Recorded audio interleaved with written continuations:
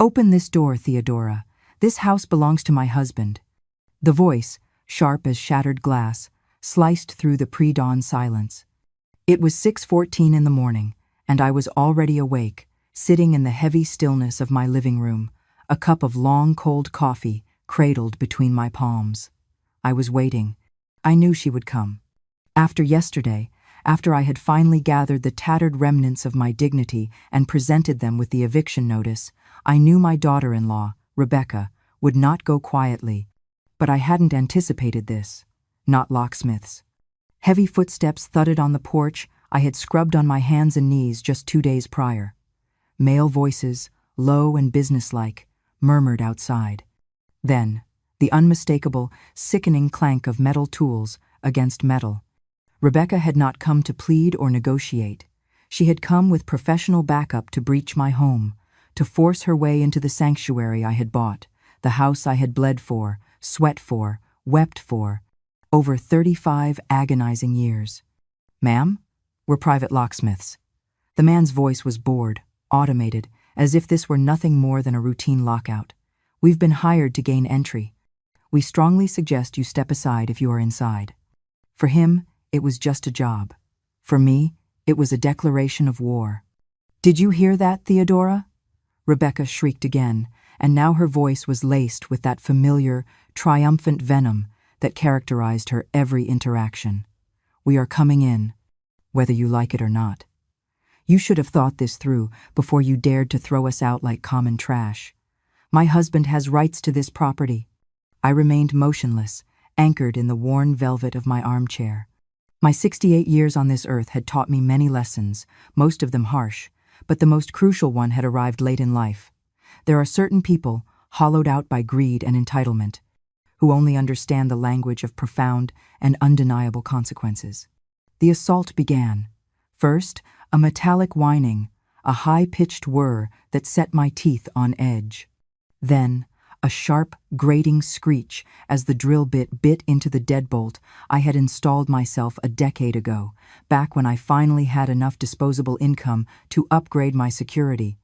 I closed my eyes, taking a single, steadying breath, the scent of stale coffee, a bitter counterpoint to the rising bile in my throat. 35 years. 35 years of rising before dawn to catch the first bus, of cleaning sterile office buildings under the harsh fluorescent glow of midnight, my hands raw and chapped. 35 years of caring for other people's children in the mornings, loving them, nurturing them, then returning to an empty apartment, saving every single dollar as if it were my last. Sacrificing vacations I never took, clothes I never bought, simple dinners with friends I couldn't afford. Everything, absolutely everything, poured into the foundation of this one small house. This patch of earth that was mine, a place where no one could ever kick me out again, a place where I made the rules. And now, my own son's wife was on the other side of that door, employing strangers to violate it, screaming that this house belonged to him, my son, Elias, the boy I had raised alone, in suffocating poverty, after his father vanished like smoke when Elias was just 3 years old. The son to whom I had given every scrap of my being, every cent I earned, and much, much more that I didn't have to give. The son who, 8 months ago, had appeared on this very doorstep, his face etched with a practiced misery, claiming he just needed a few days, a week at most, to sort things out with Rebecca. Those few days had metastasized into 8 agonizing months, and in those 8 months, my sanctuary, my home, had ceased to be mine. It became an occupied territory. "Almost there," Rebecca's voice, sharp with victory. "Keep going. This old woman can't hide from us forever." Old woman. She wielded the phrase like a weapon, as if surviving 68 tumultuous years was a mark of shame. As if raising a child single-handedly from poverty to prosperity, as if building a life from the literal dust, was a weakness. I rose from the armchair, slowly. My knees, faithful barometers of every coming storm, protested, but I ignored their complaint. At this age, the body is a constant chorus of grievances. You learn to tune out the noise when more important matters are at stake. I walked, soundlessly on the worn rug, toward my bedroom. The drill buzzed, a furious metallic insect, closer now, screeching as it breached the last layer of security. But I was not in a hurry. I had been awake all night, meticulously planning this very moment. I knew precisely what needed to be done. I opened my closet and retrieved the canvas bag I had packed yesterday afternoon. Inside were 4 large, economy-sized bottles of generic brand ketchup. I wasn't about to waste my good hinds on this performance. Tucked beside them were old rags, threadbare towels, a dress I hadn't worn in years, and a small, forgotten jar of concentrated red food coloring, a relic from a long-abandoned attempt at baking a red velvet cake. It had failed spectacularly for the cake, but today it would serve its purpose perfectly. In the kitchen, I emptied the ketchup into a large mixing bowl. I added a generous amount of the food coloring, stirring until the mixture transformed from a bright, familiar condiment into a deep, viscous, unsettling crimson. It looked terrifyingly real. I soaked the rags, one by one, letting them absorb the thick liquid. I returned to the foyer and began to arrange the scene. I scattered the soaked rags across the hardwood floor, creating an irregular, chaotic trail leading from the door. I took my old housecoat, drenched it in the mixture, and dropped it in a heap near the entryway, as if it had been torn from someone in a violent struggle. Every detail mattered. Every stain had to tell a story. I went to the hall mirror and paused. Taking a deep breath, I uncapped one of the ketchup bottles and began.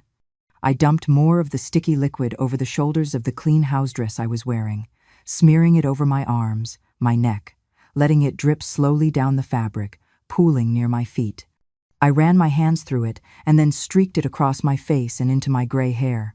I looked at my reflection. I was a nightmare, a vision from a horror film. It was perfect. The drill stopped, abruptly. A sharp, metallic click echoed through the house. The deadbolt. It had given way. Yes, that's it.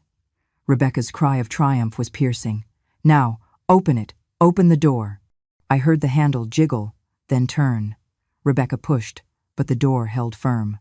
I had engaged the internal safety latch, that simple, inexpensive brass chain she had mocked as paranoid when she first moved in, the one that could only be disengaged from the inside. The one she never bothered to understand because, in 8 months of cohabitation, she had never bothered to truly know this house or the woman who lived in it. "It won't open," she shrieked, pure frustration in her voice. "There's another damn lock." I heard the muffled voice of the locksmith explaining something, the limitations of his tools against such a lock. Rebecca cut him off. "I don't care what it takes. Break it. Drill through the wood. I'm paying you, aren't I?" The drill began again, this time more aggressive, more violent, aimed at the chain mechanism itself. The entire door shuddered in its frame, the wood groaning under the assault. My home, my refuge, my sacred space, being physically violated by people who had already emotionally defiled it for months. The noise was deafening, a roar of entitlement and destruction. The door trembled one last time. Just as I heard the splintering of wood, just as I knew the chain was about to give way, just as they were seconds from bursting in, I reached up, my hand covered in the sticky red concoction, and slid the chain free.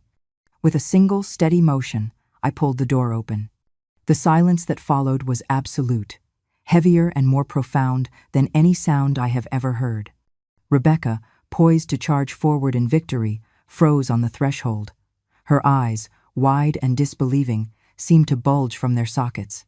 Her perfectly glossed mouth formed a perfect O of horror, but no sound emerged.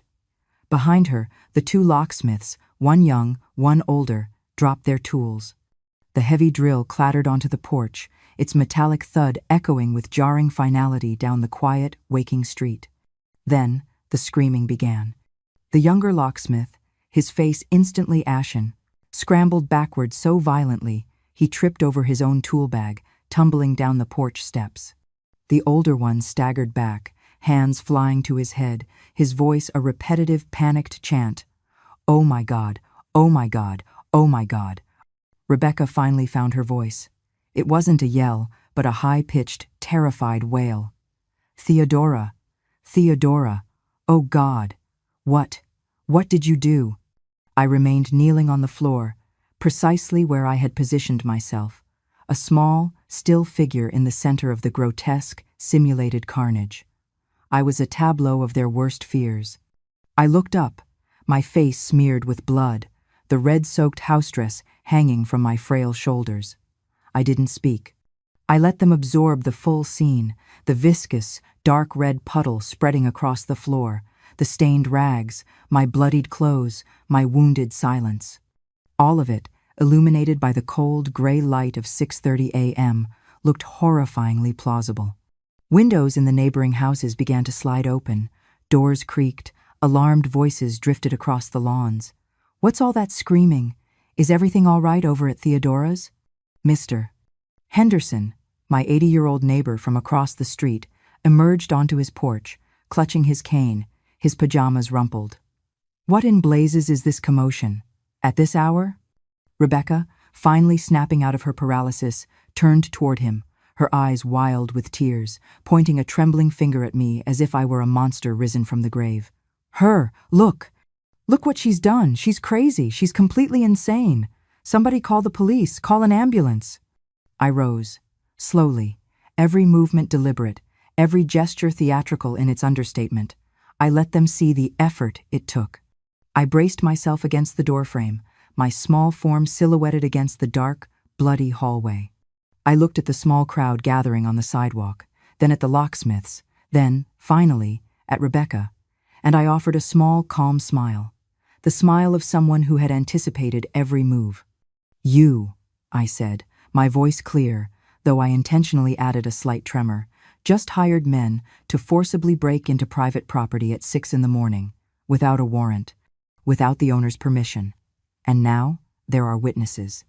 The older locksmith, his face pale, blinked several times, as if trying to reboot his brain.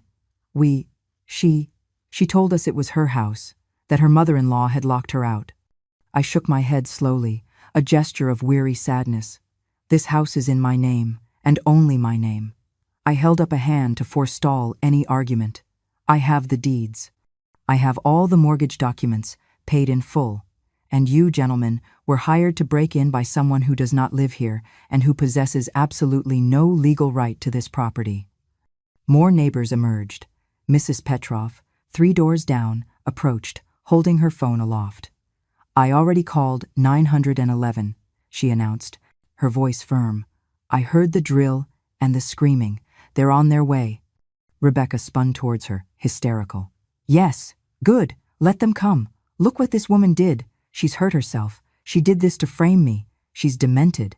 I told Elias she was demented. I simply smiled again, that same small, unnerving smile. "Hurt myself?" I asked, raising my arms, careful to keep my clean palms facing outward. "I don't have a single scratch on me, Rebecca. But you just committed a crime. You brought locksmiths to force my door after I explicitly asked you and my son, yesterday, to leave this house and not return." The young locksmith, having regained his footing, stammered, "We didn't know, lady. We swear. She showed us an ID with this address. We were just doing our job." "I know," I said, my voice softening. "And that is why I won't be pressing charges against you. But I suggest you leave, right now, before the police arrive and this becomes far more complicated for your business." They didn't need to be told twice. They grabbed their tools, throwing them into the truck with a clatter, and peeled away from the curb, leaving Rebecca standing alone on my porch, trembling with a fury that had nowhere to go. Her face was a mask of crimson rage, her hands clenched into white-knuckled fists. "This isn't over," she hissed through gritted teeth. "Elias has rights. He's your son. He lived here. This house is his too." I leaned against the doorframe, the adrenaline fading, leaving a cold, hard clarity. Elias lived here as a child, yes.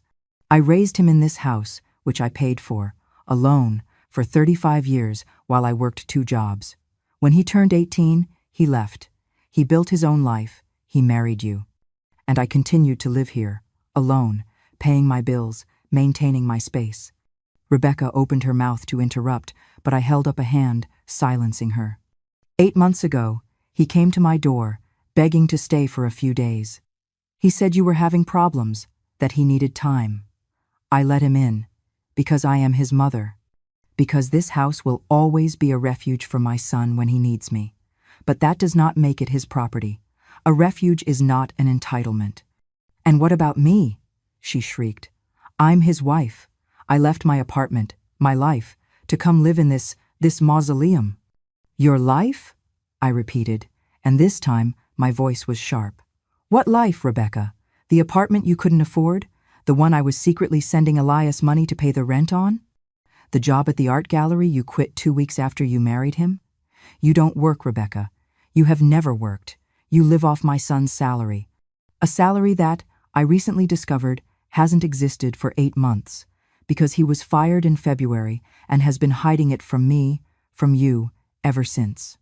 The color drained from her face. Bullseye. Yes, I continued, pressing the advantage. I know. I know he was fired. I know you've both been living off my retirement savings, draining the accounts I built over a lifetime. I know about the credit card he opened in my name, without my knowledge. I know the mounting bills you've been ignoring are because you've been spending my money on God knows what. The silence on the street was now absolute. Even the birds seemed to have stopped singing. The gathered neighbors stared, transfixed by the raw domestic drama unfolding before them.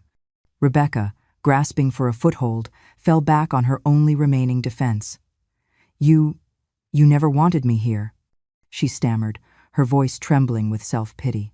From the first day, you made me feel like an intruder, like I wasn't good enough for your precious, perfect son. I shook my head, a profound weariness settling over me. I welcomed you into my home, Rebecca. I gave you a roof over your head when you had nowhere else to go. I shared my food, my space, my life. The only thing I ever asked for in return was a little respect, just a sliver of common decency. And what did I receive? You rearranged my furniture without asking. You threw away Arthur's armchair, claiming it was musty. You criticized every meal I cooked, every decision I made, every memory I cherished. You treated me like an incompetent servant in the house I own. Because this house was stuck, she exploded. It was stuck in the past. Everything was old, ugly, depressing. It needed life. It needed respect, I corrected, my voice cold and final. And that is something you are incapable of giving. The distant wail of sirens grew closer. Rebecca heard them, and a new, genuine fear flickered in her eyes. The righteous indignation was gone, replaced by the panicked realization of her miscalculation. When the police arrive, I said calmly, stating a simple fact, I am going to show them my deeds. I am going to explain that I gave you and my son formal, written notice to vacate yesterday. I am going to tell them that you returned this morning, at 6 a.m., with locksmiths to forcibly break into my home. I am going to let them see this performance. I was forced to stage to protect myself, and then I am going to let them decide what constitutes a crime. She took a half step back. Elias won't let you do this to me. He'll stop this. Elias isn't here, is he? I said, and for the first time, a note of genuine sadness entered my voice. That's the crux of it, isn't it? You came alone. You hired the locksmiths. You directed the break-in. But my son is nowhere to be found. Her eyes filled with tears, but they were tears of impotent rage, not sorrow. He's at a hotel, she whispered, a last, desperate attempt at bravado. He's waiting for me. I told him I would handle this. Of course you did, I replied, the weariness returning. You always handle things. You make his decisions. You speak for him. You bully him. And my son, my poor, weak son, lets you, because it's easier than facing the consequences of his own choices. It's easier than facing you. 2 patrol cars, lights flashing but sirens now silent, pulled up to the curb. The neighbors parted respectfully. The older officer, gray at the temples, and the younger one, his uniform immaculate, approached the porch. They took in the scene. Me, disheveled and covered in ketchup. Rebecca, trembling on the steps. The splintered doorframe, the scattered rags. Who made the 911 call? The older officer asked, his voice calm, authoritative. I did, officer, Mrs. Petrov called out, raising her phone. Heard a drill and terrible screaming starting just after 6. Sounded like a break-in, or worse. The young officer approached me cautiously, his eyes filled with professional concern. "Ma'am, are you injured? Do you require medical assistance?" I raised my arms, showing my clean, unstained palms. "I'm not injured, officer. Thank you for asking. This," I gestured to my clothes and the floor, "is ketchup and red food coloring, a necessary precaution." The two officers exchanged a glance. The older one's eyes narrowed. "A precaution against what, ma'am?" I pointed directly at Rebecca. "That woman is my daughter-in-law, Serafina. She and my son, Marcus, have been living here for 8 months, temporarily. Their stay became untenable. I have discovered they have been committing financial fraud against me, and they have been profoundly disrespectful. Yesterday, I served them with a formal, legal notice to vacate. This morning, at 6:14 a.m., she returned with 2 locksmiths to force entry into my home. My neighbors witnessed it. Mrs. Petrov even has a recording." Mr. Henderson stepped forward, leaning heavily on his cane. "It's the God's honest truth, officer. I saw the whole thing. She arrived yelling that the house belonged to her husband, that she'd get in whether Theodora liked it or not. Brought those 2 fellas with the drill. We all heard it. A terrible racket." Other neighbors nodded in agreement, a small chorus of confirmation. The older officer turned his gaze on Rebecca, his expression hardening. "Ma'am, is this true? Did you hire locksmiths to force entry into this property?" Rebecca's face crumpled. The defiant rage vanished, replaced by a calculated, tear-soaked victimhood. "This is my husband's home," she sobbed, sinking onto the bottom step. "She kicked us out yesterday, officer, for no reason, threw us onto the street like animals. We have nowhere to go. I was just trying to get our things, our medicine." The young officer took out his notebook. "Is this property legally in your husband's name, ma'am?" Rebecca hesitated, her eyes darting, searching for a plausible lie. "He's her son. He grew up here. He has a right." "That's not what I asked," the officer repeated patiently, his pen poised. "Is his name on the deed?" Without a word, I turned and walked back into my house. I went to the antique writing desk, where I kept my important documents, retrieved the heavy, embossed folder, and returned to the porch. I handed the file to the older officer. "This is the original property deed, officer. As you will see, it is solely and exclusively in my name, Theodora Salazar, purchased in 1991. Mortgage satisfied in 2011. There is no other name on this document." The officer took the folder, examining the papers meticulously under the growing morning light. His partner leaned in to look as well. The neighbors watched in respectful silence. "This all appears to be perfectly in order, Mrs. Salazar," the older officer said finally, handing the folder back to me. His gaze on Rebecca was now cold, official. "Ma'am, you have no legal right to this property. The owner, Mrs. Salazar, asked you to leave. Your return this morning, especially with the intent to force entry, constitutes attempted breaking and entering and trespassing at minimum." "But my husband," Rebecca shrieked, jumping to her feet. "He lived here. He's her son. She can't just evict him." "Ma'am," the young officer said, his voice firm but not unkind, "if your husband was residing here as a guest of his mother, he has no inherent property rights. The owner has every legal right to revoke that privilege. Your actions this morning were illegal." "What about our things?" Rebecca cried, shifting tactics. "Our clothes, our computers, everything is in there." "Your belongings are packed," I stated flatly, cutting off her rising hysteria. "I packed them myself yesterday afternoon. 5 boxes.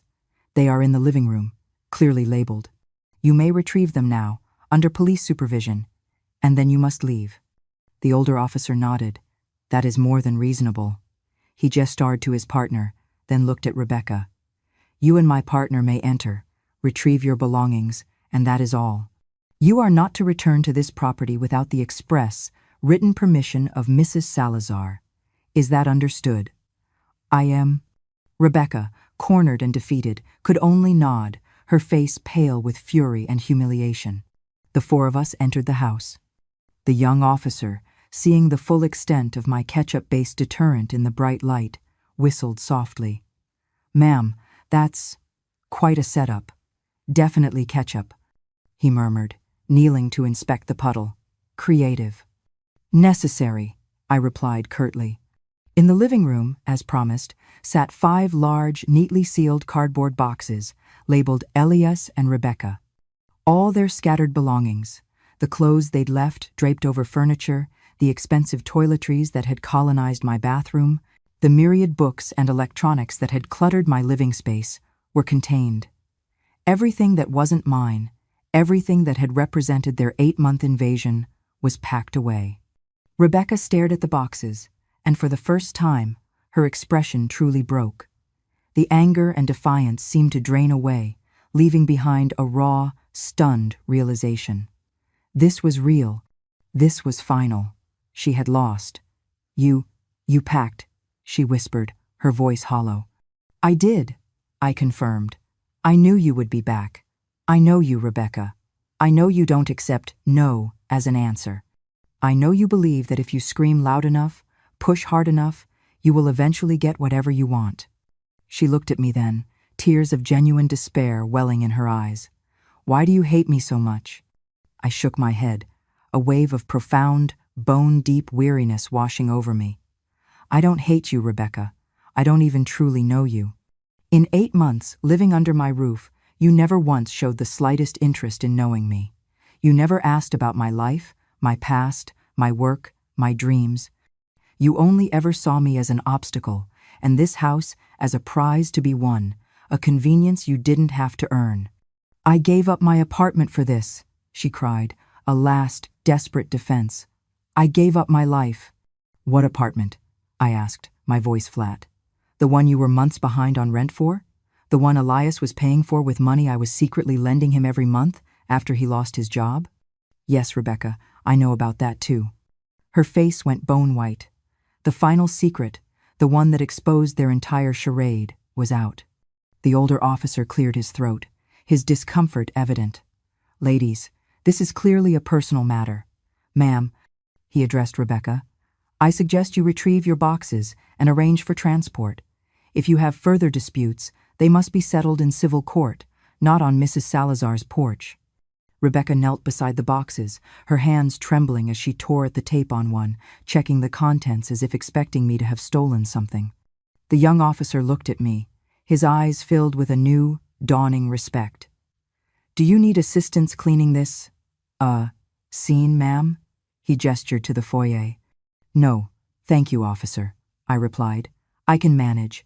I've cleaned up far worse messes than this." He understood I wasn't just talking about the ketchup. It took Rebecca nearly 20 minutes to rummage through every box, her movements frantic, desperate.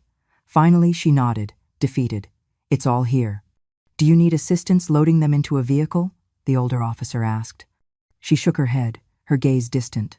"I'll call Elias. He can. He'll come get them." She pulled out her phone, her thumbs shaking as she dialed. I heard the faint ringing tone. Once. Twice. 3 times. Voicemail. She tried again. Same result. And again. Nothing.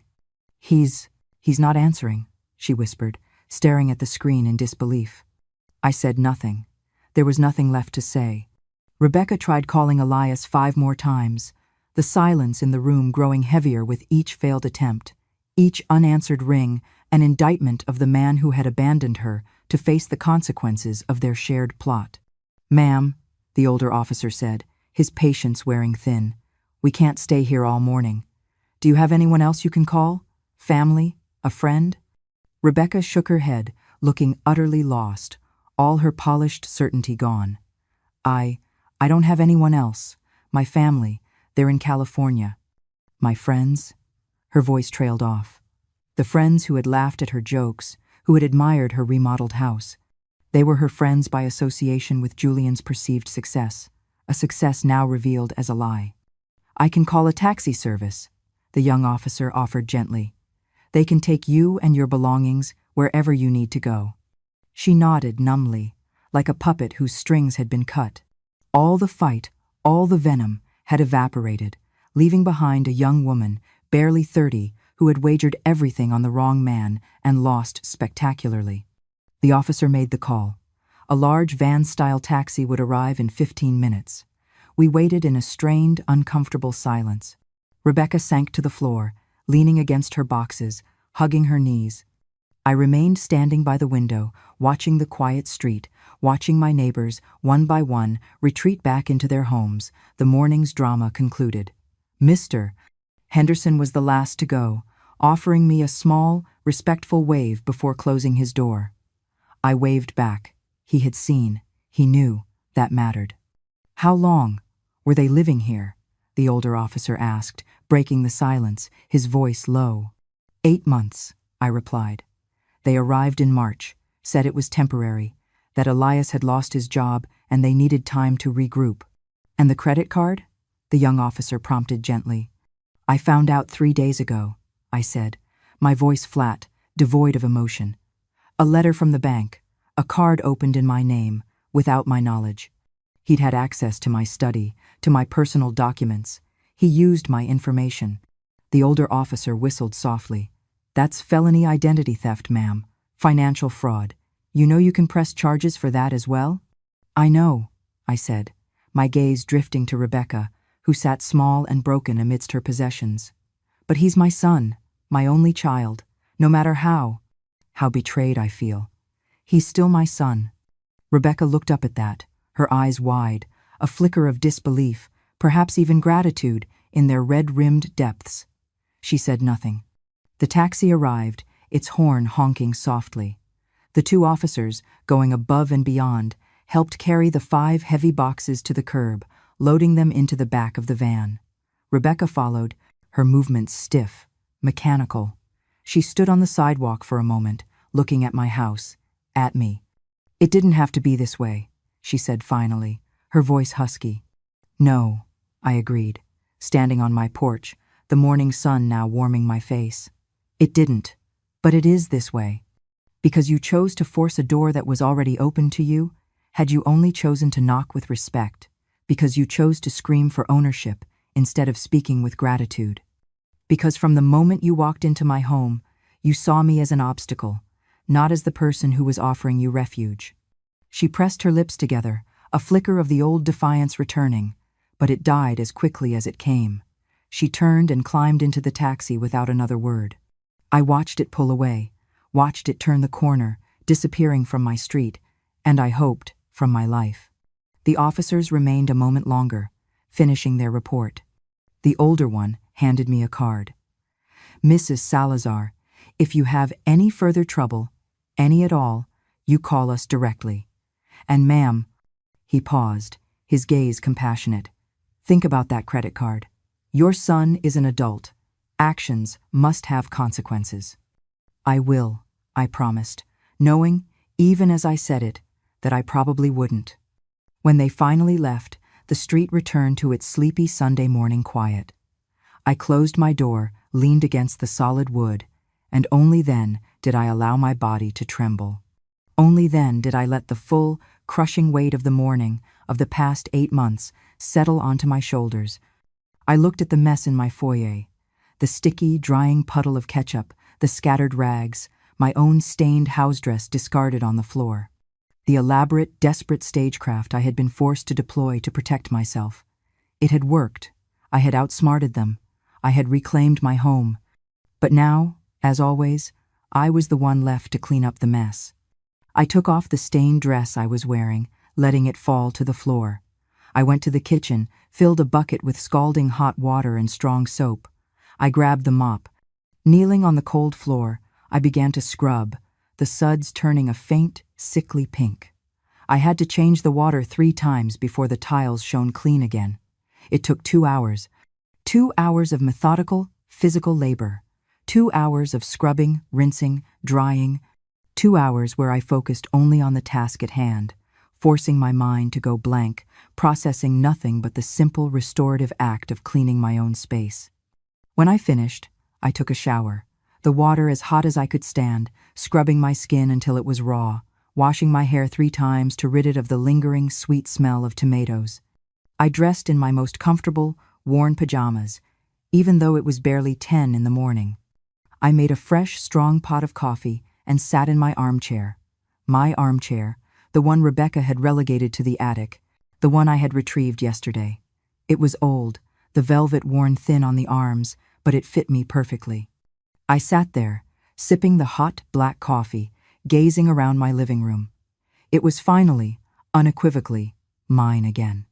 The empty spaces where their intrusive furniture had been now felt vast, clean, filled with possibility. I could breathe. For the first time in 8 months, I could truly, deeply breathe. My phone rang, the sudden sound jarring. I tensed, expecting Elias, expecting more drama. But the caller ID was the bank. I hesitated, then answered.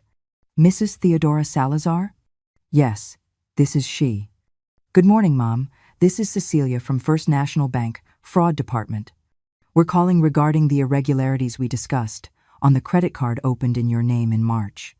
My stomach tightened, a cold reminder. It wasn't over. It wasn't over at all.